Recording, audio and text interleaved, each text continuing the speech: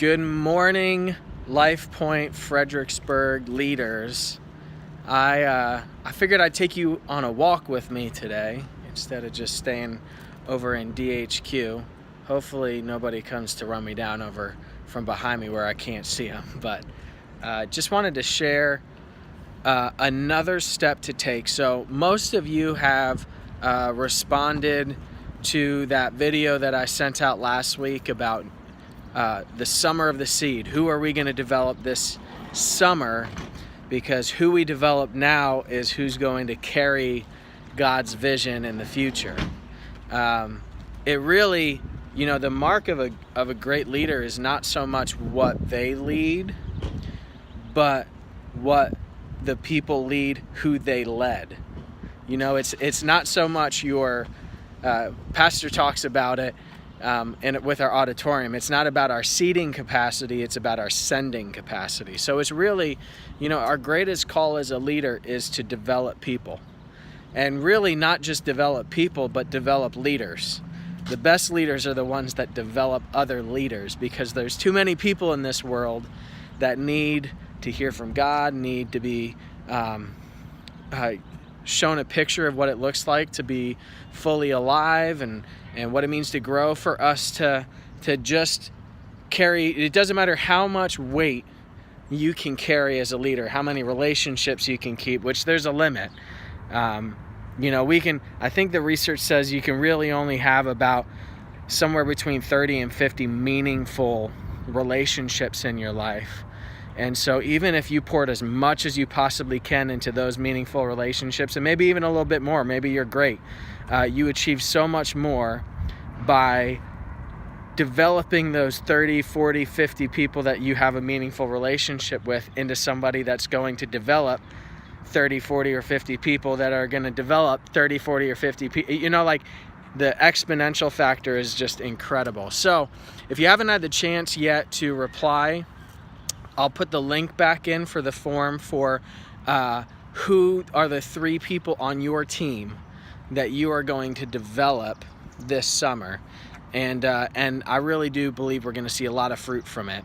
Here's the second step to take with those people. So the first step is just to have a conversation, say, hey, I see a lot of potential in you, and I want to help God develop that potential into reality.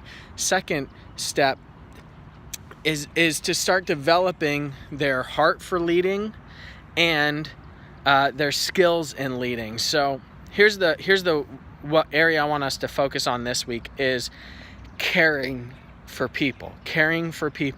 John Maxwell says it this way: people don't care how much you know until they know how much you care. I want to say that again because it's just important. People don't care how much you know until they know how much you care.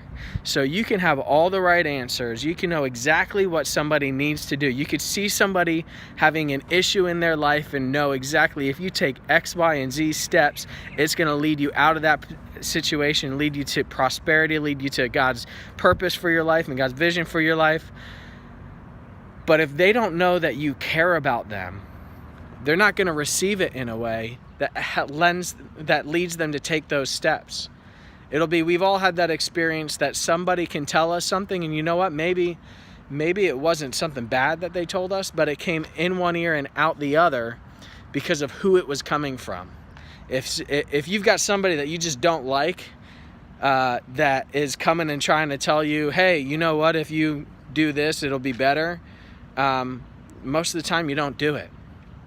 And so the first real important thing that a leader needs to do is to be able to show people that they care. What does caring look like? It's showing people that you think about them, that you think about them more than you're thinking about yourself. This morning as I was thinking about this, I read a list of the 50 ways to show somebody that you care about them. And it had a whole bunch of lists about saying that you love them, writing them a note. There was one that was even making breakfast in bed.